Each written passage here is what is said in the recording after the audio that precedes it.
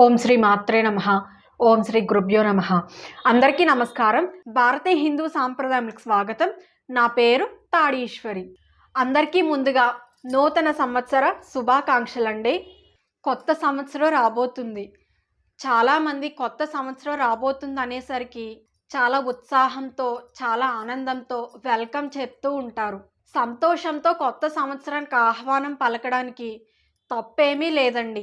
కానీ ఆ కొత్త సంవత్సరాన్ని ఆహ్వానించడానికి మనం చేసేటటువంటి పద్ధతులు మాత్రం అది చాలా చాలా దారుణంగా ఉన్నాయండి నేటి రోజుల్లోని.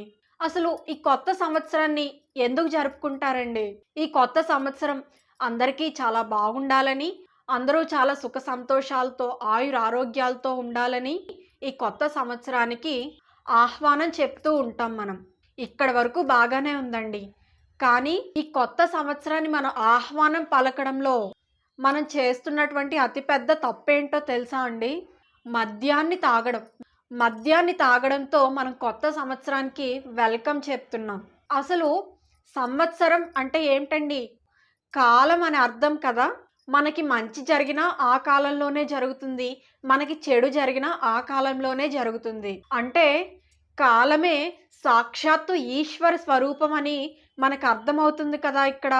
అటువంటి కాలం గొప్ప దైవ స్వరూపం అయినప్పుడు మనం ఆ దిక్కుమాలిన మద్యం అది తాగేసి మనం ఆహ్వానం పలికితే మనకి భగవంతుడు ఎలా సంతోషాలని అనుగ్రహిస్తాడండి ఈ కొత్త సంవత్సరంలోని?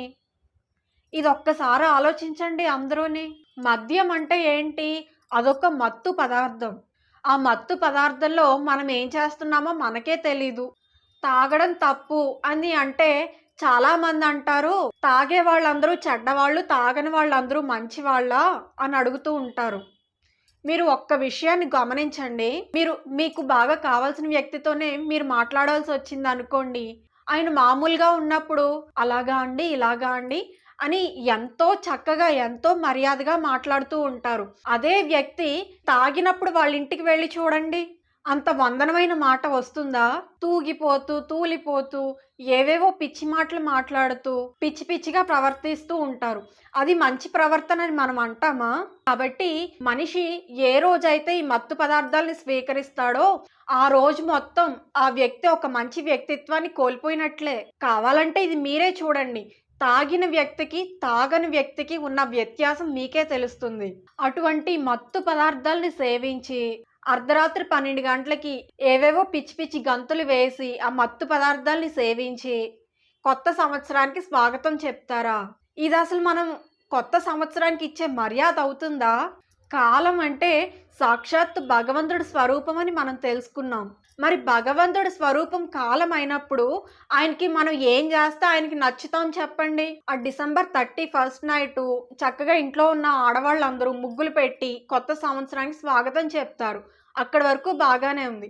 కానీ ఆ మరుసటి రోజు కొత్త సంవత్సరం ప్రారంభమయ్యే రోజు ఏం చేయాలంటే చక్కగా మీ ఇంట్లో ఉన్న దేవుడి మందిరంలో దీపం పెట్టి పూజ చేసుకోండి. ఈ కొత్త సంవత్సరం అందరికీ శుభాలే కలగాలని ఆ భగవంతుణ్ణి ప్రార్థించండి. మీకు వీలు కలిగితే గుడికి వెళ్ళండి. ఒక మంచి కార్యక్రమంలో పాల్గొనండి. అది మీరు దానమే చేసుకుంటారో లేకపోతే ఏదైనా సేవే చేసుకుంటారో అది మీ ఇష్టం. ఇటువంటి మంచి కార్యాలన్నీ మనం చేసుకుంటే ఆ భగవంతుడు మనల్ని చూసి సంతోషించి మన దరిద్రాలన్నీ కొంచెం తొలగించడానికి అవకాశాలు ఉంటాయి. అలా కాకుండా ఈ మద్యం తాగేసి పిచ్చి పిచ్చి గంతులన్నీ వేసి కొత్త సంవత్సరానికి స్వాగతం పలికితే మనకి దరిద్రాలే ఎక్కువ చుట్టుకుంటాయి తప్ప దీనివల్ల ఎలాంటి ఉపయోగం లేదండి. ఈ మధ్య కాలంలో మరీ దారుణం అయిపోయింది పరిస్థితి. ఎక్కడెక్కడికో కొండల్లోకో ఎక్కడెక్కడికో వెళ్ళిపోతూ ఉంటారు జనాలు. అక్కడ వాళ్ళు చక్కగా ఏర్పాట్లన్నీ చేస్తారు.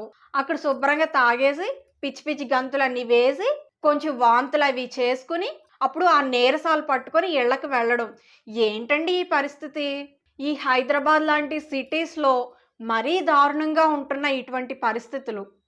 కాబట్టి ఈ కొత్త సంవత్సరం మనందరికీ కూడా చక్కగా బాగుండాలి అంటే ఉన్మాదంతో ఊగిపోయే మత్తు పదార్థాలు లాంటి వాటికి దూరంగా ఉండి మంచి కార్యక్రమాల్లో మనం పాల్గొంటే తప్పకుండా భగవంతుడు ఆశీర్వాదాలు మనకు అంది తప్పకుండా ఈ సంవత్సరం అంతా కూడా చాలా బాగుంటుంది. అలాగే ఈ కొత్త సంవత్సరం మనందరికీ కూడా ఎంతో బాగుండాలని, అందరూ ఆయుర ఆరోగ్యాలతో సుఖ సంతోషాలతో ఉండాలని ఆ భగవంతుణ్ణి ప్రార్థిస్తూ సెలవు తీసుకుంటున్నానండి.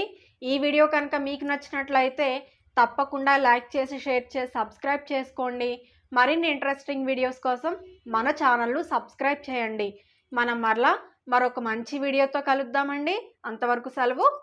నమస్తే.